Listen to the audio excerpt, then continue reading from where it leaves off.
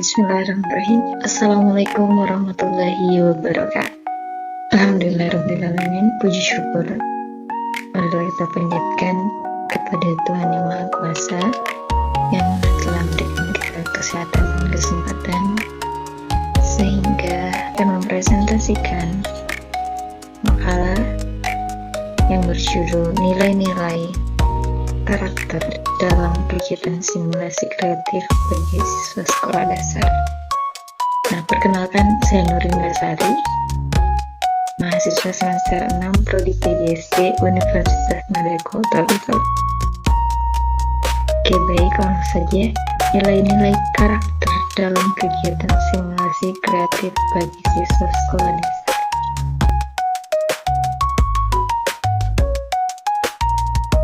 Yang pertama, ada nilai religius.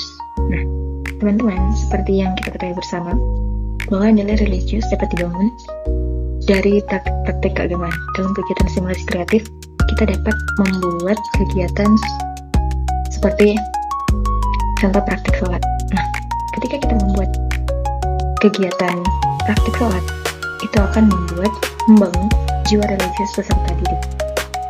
Kita akan mengajarkan mereka bagaimana cara praktik salat yang baik, karena salat merupakan ibadah bagi umat muslim.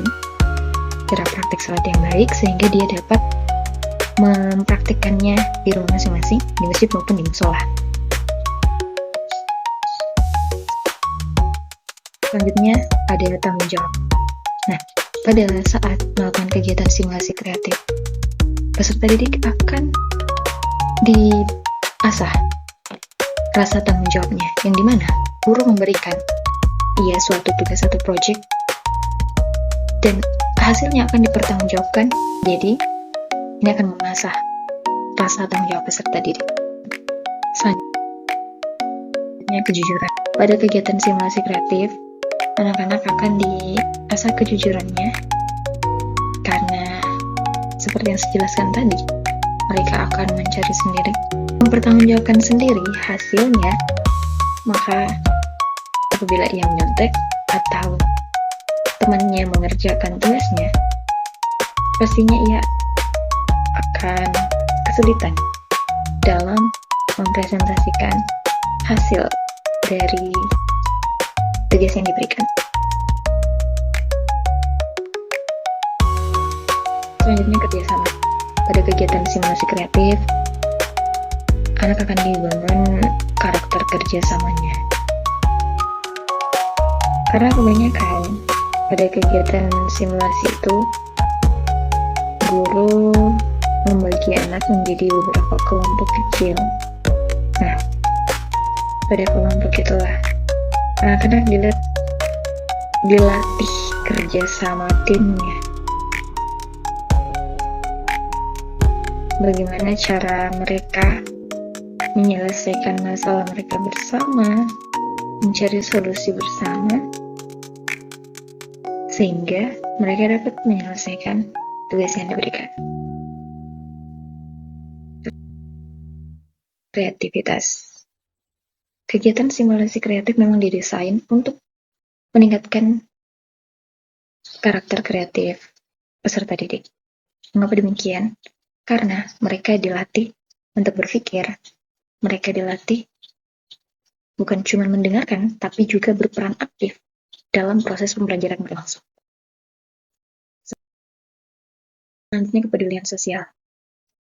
Ada banyak macam kegiatan simulasi kreatif yang dapat direalisasikan di dalam pembelajaran, di mana peserta didik akan belajar untuk saling menghargai, simpelnya saling menghargai antar teman kelompoknya, menghargai perbedaan yang ada, dan kita juga bisa menggunakan metode pengambilan peran.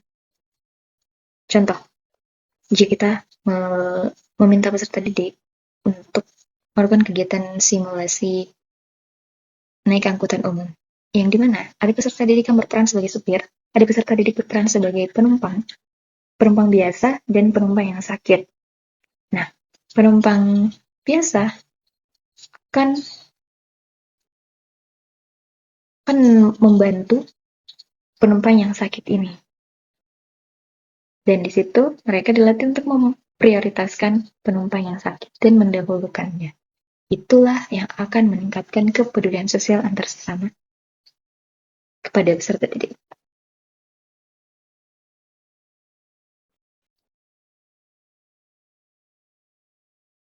Selanjutnya disiplin. Dalam kegiatan simulasi kreatif, anak akan diajarkan untuk disiplin. Mulai dari pembagian kelompok, semuanya diatur, waktu pengerjaan, waktu tugasnya harus diselesaikan tepat waktu. Itu akan meningkatkan kedisiplinan anak. Percaya diri. Dalam kegiatan simulasi kreatif, kepercayaan diri anak itu dilatih. Karena di mana ia ketika mempresentasikan hasil di depan teman-temannya, di depan kelasnya, pada saat mempertanggungjawabkan hasil tugasnya, mereka akan diminta untuk mempresentasikan. Bukan cuma di depan teman-temannya, tapi juga di depan guru.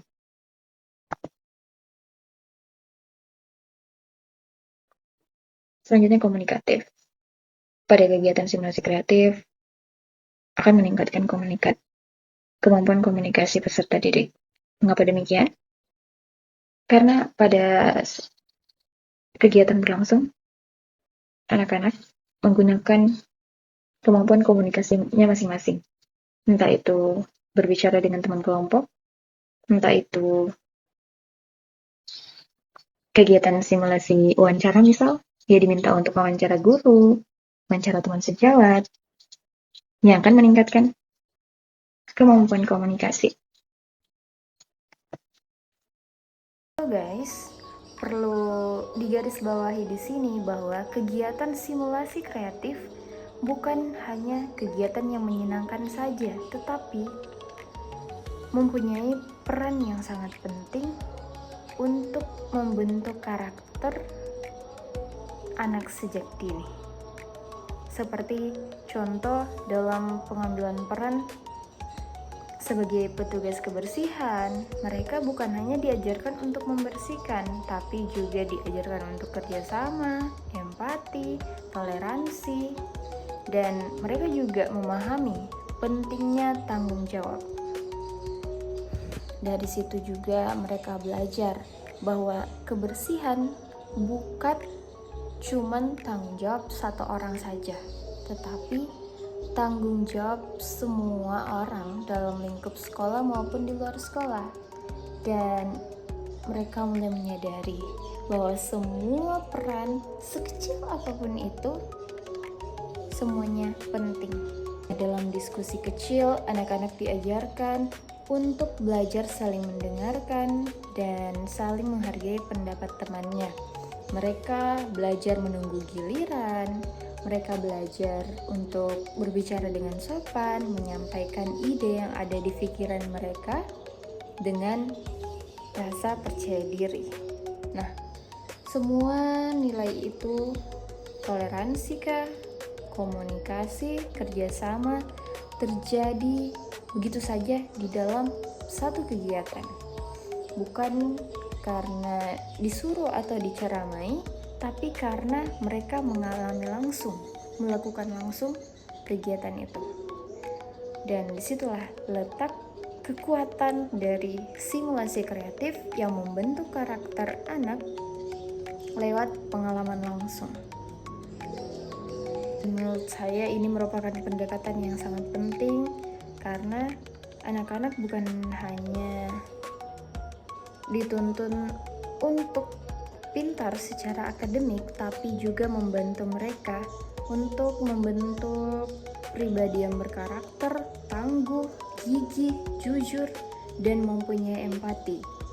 Nah, melalui kegiatan simulasi kreatif inilah suasana belajar menjadi lebih hidup, menjadi lebih bermakna, dan anak-anak terlibat aktif dan merasa senang. Tapi di balik itu mereka sedang belajar menjadi manusia yang lebih baik lagi. Nah, harapan saya simulasi kreatif ini terus digunakan dalam pembelajaran di sekolah dasar. Karena supaya anak-anak bukan hanya pintar, tetapi juga punya nilai-nilai kehidupan yang kuat. Mampu bersosialisasi, mampu berbaur di masyarakat, dan pastinya dengan etika-etika yang baik, dengan norma-norma yang baik. Dan itu semua akan dimulai dari hal-hal yang sederhana yang kita hadirkan di kelas sebagai pengajar. And then telah yang akan memulai hal itu sebagai generasi Gen Z yang dijuluki sebagai generasi yang dapat berpikir kritis dan berpikir kreatif, inovatif, sehingga membuat pembelajaran di kelas menjadi menyenangkan, menjadi hidup, menjadi relevan dengan kehidupan kita saat ini. Baik, setelah yang sempat saya sampaikan, yang sempat saya paparkan pada kesempatan kali ini lebih dan kurangnya mohon dimaafkan. Billahi musta'an ala itiqlan. Assalamualaikum warahmatullahi wabarakatuh.